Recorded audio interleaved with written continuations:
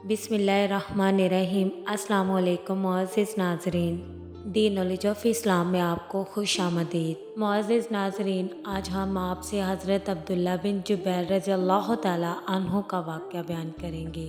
ناظرین، ویڈیو شروع کرنے سے پہلے آپ تمام دوستوں سے گزارش ہے کہ ویڈیو کو لاسٹ تک ضرور دیکھیں۔ ویڈیو اچھی لگے تو کامنٹ باکس میں اپنی رائے کا اظہار ضرور کیجیے گا، اور اس چینل پر نئے آنے والے دوستوں سے گزارش ہے کہ چینل کو سبسکرائب ضرور کر لیں اور بیل آئیکن کو پریس کرنا مت بھولیں تاکہ ہمارا ہر نوٹیفیکیشن آپ کو ٹائم پر مل سکے۔ ناظرین، حضرت عبداللہ بن جبیر رضی اللہ تعالیٰ عنہ کا شمار انصار کے مشہور صحابہ میں ہوتا ہے، اور وہ اسلامی تاریخ کے ایک اہم واقعے یعنی غزوہ احد سے وابستہ ہیں۔ ان کی بہادری، قیادت اور عطائیت رسول صلی اللہ علیہ وآلہ وسلم کی مثال غزوہ احد کے موقع پر دیکھنے کو ملتی ہے۔ حضرت عبداللہ بن جبیر رضی اللہ تعالیٰ عنہ کا تعلق مدینہ منورہ کے قبیلہ اوس سے تھا۔ آپ نے نبی کریم صلی اللہ علیہ وآلہ وسلم کے مکہ مکرمہ سے ہجرت کے بعد اسلام قبول کیا، اور آپ کو انصار میں شمار کیا جاتا ہے۔ آپ نبی کریم صلی اللہ علیہ وآلہ وسلم کے خاص ساتھیوں میں شامل تھے، اور آپ نے مختلف غزوات میں شرکت کی۔ غزوہ احد اسلامی تاریخ کا ایک اہم معرکہ تھا جو سن 3 ہجری میں مدینہ کے قریب احد کے مقام پر پیش آیا۔ جنگ احد میں حضرت عبداللہ بن جبیر رضی اللہ تعالیٰ عنہ کا کردار بہت اہمیت رکھتا ہے۔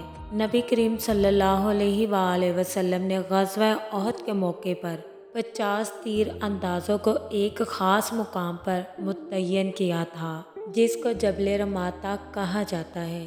نبی کریم صلی اللہ علیہ وآلہ وسلم نے ان تیر اندازوں کی قیادت حضرت عبداللہ بن جبیر رضی اللہ تعالیٰ عنہ کو سونپی، اور ان کو یہ ہدایت دی، تم اپنی جگہ سے اس وقت تک نہ ہٹنا جب تک میں تمہیں حکم نہ دوں، چاہے ہم جنگ جیت جائیں یا ہار جائیں۔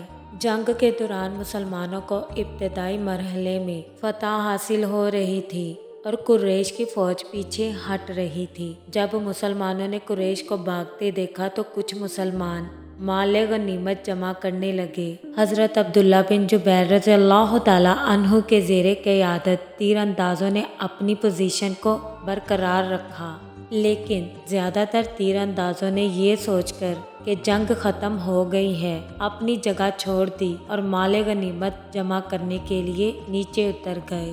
حضرت عبداللہ بن جبیر رضی اللہ تعالیٰ عنہ نے ان کو نبی کریم صلی اللہ علیہ وآلہ وسلم کے حکم کی یاد دہانی کروائی، اور انہیں منع کرتے رہے، لیکن ان کی بات کو زیادہ تر ساتھیوں نے نظر انداز کیا۔ اس موقع کا فائدہ اٹھاتے ہوئے خالد بن ولید، جو اس وقت تک مسلمان نہیں ہوئے تھے، انہوں نے اپنے دستے کے ساتھ پہاڑ کی طرف حملہ کر دیا۔ حضرت عبداللہ بن جبیر اور ان کے چند وفادار ساتھی اپنی جگہ پر ڈٹے رہے اور دشمن کا مقابلہ کرتے رہے، لیکن ان کی تعداد کم تھی۔ اس حملے کے نتیجے میں حضرت عبداللہ بن جبیر رضی اللہ تعالیٰ عنہ اور ان کے تمام ساتھی شہید ہو گئے، اور اس کے بعد اسلامی فوج کو بہت نقصان اٹھانا پڑا۔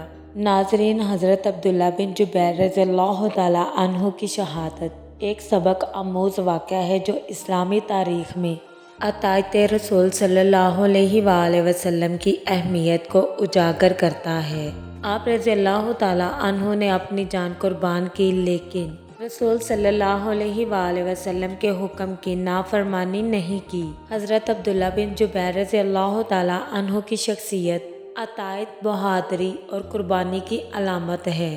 آپ رضی اللہ تعالیٰ عنہ کا واقعہ اس بات کی گواہی دیتا ہے کہ حضور صلی اللہ علیہ وآلہ وسلم کے احکام کی پیروی اور ان کی ہدایات کی اہمیت کتنی زیادہ ہے، چاہے حالات جیسے بھی ہوں۔ ناظرین، امید کرتے ہیں آپ کو ہماری ویڈیو اچھی لگی۔ کامنٹ باکس میں اپنی رائے کا اظہار ضرور کیجیے گا۔